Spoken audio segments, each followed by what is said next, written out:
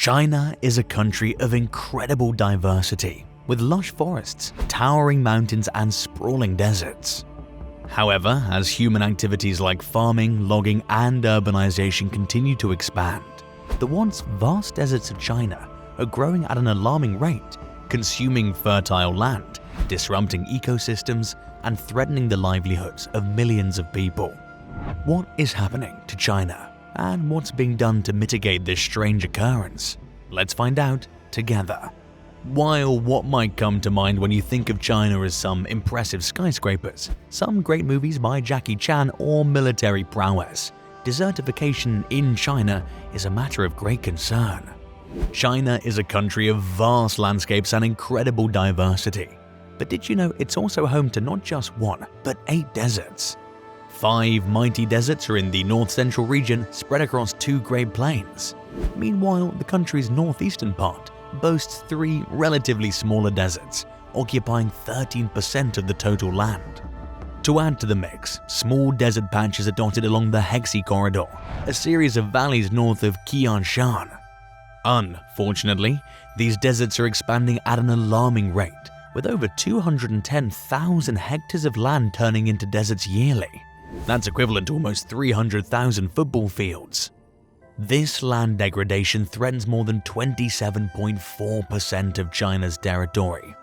It affects nearly 400 million people in 11 provinces and autonomous regions, including Xinjiang, Inner Mongolia, Gansu, Qinghai, Ningxia, Shanxi, Shaanxi, Liaoning, Jilin, Heilongjiang, and Hebei. We will look at the causes and effects of desertification in China and what the country's doing to stop it. But before we go into that, let's quickly look at what desertification is. In case you don't know, desertification. However, it may sound like a fancy word. It's a serious problem that affects vast areas of our planet. Desertification is a phenomenon that's been plaguing our planet for decades, a serious issue that's affecting vast areas of the world. Its impact can be felt by both humans and animals alike. The United Nations Convention to Combat Desertification, UNCCD, defines desertification as the degradation of land in arid, semi-arid, and dry subhumid regions caused by various factors, including climate change and human activities. In simpler terms, desertification is turning fertile land into barren deserts. This happens when these regions' delicate balance of ecosystems is disrupted, leading to vegetation, soil, and water loss. When the natural environment cannot replenish itself, it creates a domino effect that leads to the gradual desertification of the area. Unfortunately, desertification is not just a result of natural causes. Human activities can also exacerbate it. One of the leading causes of desertification is deforestation. When trees are cut down in large numbers, it disrupts the natural water cycle. It makes the soil more vulnerable to erosion. Overgrazing is another human activity that contributes to desertification. When livestock grazes in the same area for extended periods, it can cause damage to the vegetation, leaving the soil exposed and vulnerable to erosion. Additionally, the overuse of natural resources, such as water, is another significant contributor to desertification. With increasing populations and growing demand for water, many regions are exploiting their natural water resources beyond their limits. This has resulted in many regions becoming drier, with the once fertile land turning into barren deserts. Dry lands are particularly vulnerable to desertification, covering 40% of the global land area, approximately 54 million square kilometers. Over half of these dry lands are located in Asia and Africa, where the effects of desertification are most pronounced. Unfortunately, these dry lands are expanding at an alarming rate, posing an ever-increasing threat to the environment and human livelihoods. So, why is desertification encroaching over China like wildfire in Harmattan? Climate change has been a huge factor in the increasing occurrence of desertification in recent years in China. With the Earth's surface warming faster than ever, rainfalls become increasingly scarce, causing the soil to dry out and become more susceptible to erosion. Northwest China has been particularly hard hit by desertification due to the historical overgrazing of vegetation. As a result, dunes have lost their protective vegetative cover, making them extremely unstable. Livestock grazing is often blamed for causing desertification, but it's not the only factor. The intentional removal of vegetation by humans has also significantly impacted the land. Agriculture relies heavily on rainfall in many rural areas, and weak irrigation systems exacerbate land degradation. Once vegetation's been destroyed, wind erosion takes over, leading to desertification. Another major driver of desertification is poor water management. Water retention is crucial to preventing erosion, but many regions need proper water management to retain water. The Loess Plateau in western China is a prime example of this problem. Water and soil loss due to water erosion is a common issue.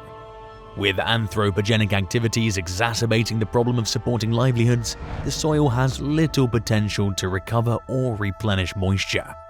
In August 2022, an experiment by Rob Thompson, a research scientist from the University of Reading, went viral. The experiment demonstrated how much longer parched soil takes to soak up water than wet grass. The experiment highlighted the importance of proper water management in preventing desertification.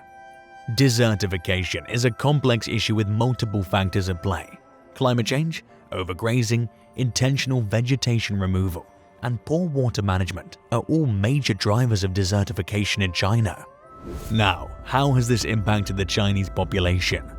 Desertification has significantly impacted both the people and the environment in China. As a result of the shift in food production zones, crops fail, livestock dies, and water sources dry up. This phenomenon hinders progress towards sustainable development and forces entire communities out of their homes, creating climate refugees.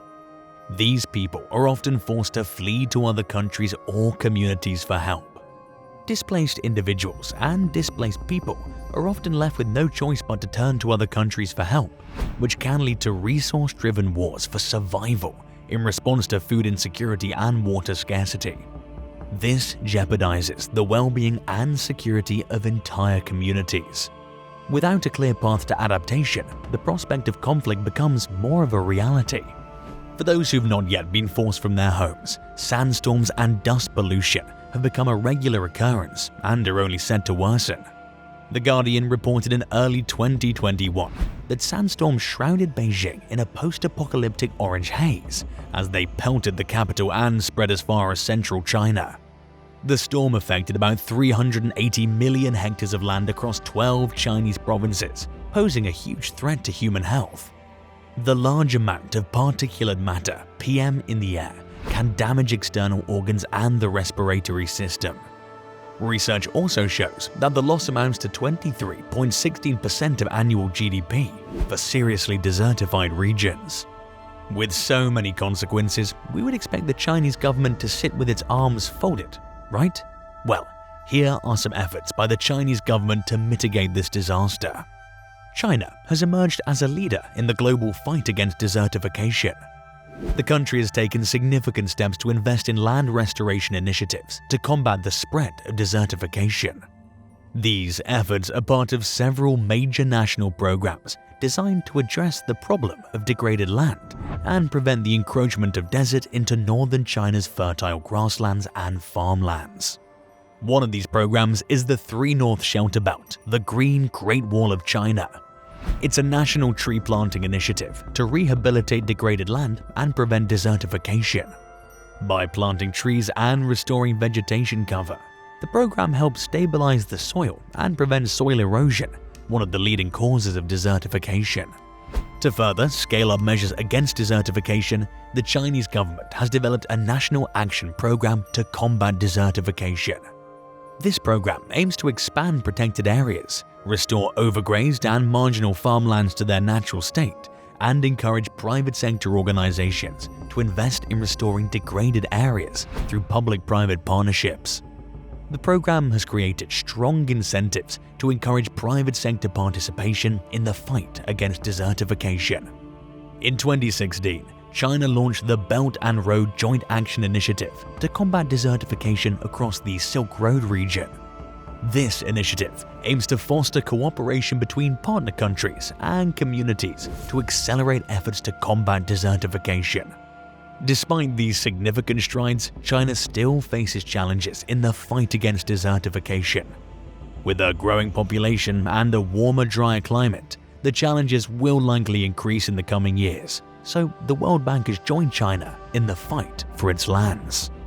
Since 2012, a project financed by the World Bank with $80 million has been working to restore natural vegetation and introduce ecological protection measures in 7 countries and cities in the region. One of the success stories of this project is of the Bajitan Forest Farm in Lingwu County, which used to have sand blowing into the nearby Yellow River, raising its bed and increasing flood risk. With funding from the project, a 1+4 approach to restoring vegetation was adopted, resulting in a 70% survival rate of planted materials and vegetation cover being restored to 40%. This effectively stopped the dunes from shifting and brought 6,667 hectares of the desert under control. In Yanqi country, the project combined extensive straw checkerboards with a grazing ban to turn a once sandy area into a lush landscape with trees, grass, and flowering shrubs. Overgrazing was a primary cause of land degradation and desertification in the area.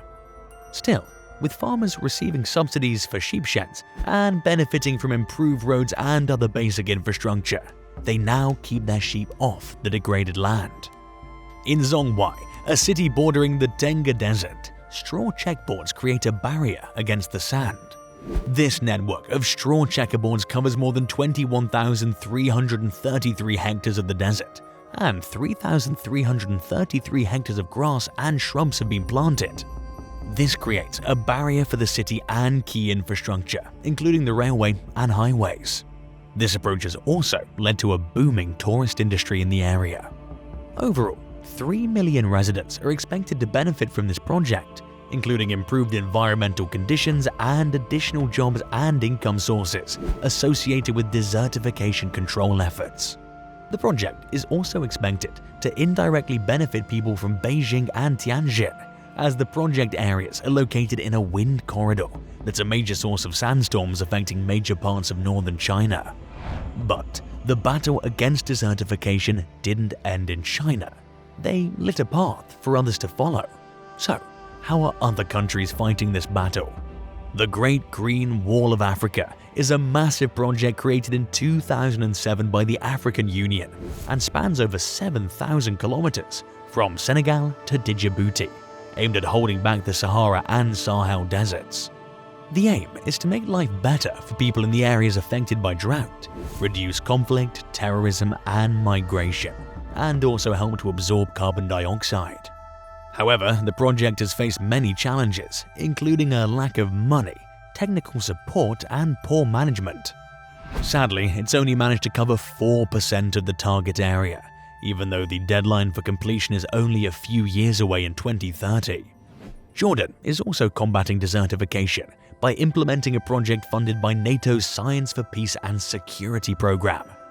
Researchers are developing a system to monitor soil, water, vegetation, and climate changes to warn the government of desertification. Australia has made Indigenous people guardians of over 40% of its national reserves through Indigenous protected areas. These areas deliver environmental, cultural, health, education, economic, and social benefits. Ethiopia, one of the world's most vulnerable countries to desertification, aims to restore 22 million hectares of dry lands by 2030. The government is working with the UN's Food and Agriculture Organization to initiate restoration through the enrichment of woodlands, assisted natural regeneration, and sustainable land management practices. We've come to the end of today's video. Thanks for watching till the end. Desertification is a major issue worldwide, so how else do you think the world can combat it? Let us know your thoughts in the comment section below. If you enjoyed this video, make sure to like, share it with friends, and subscribe for more.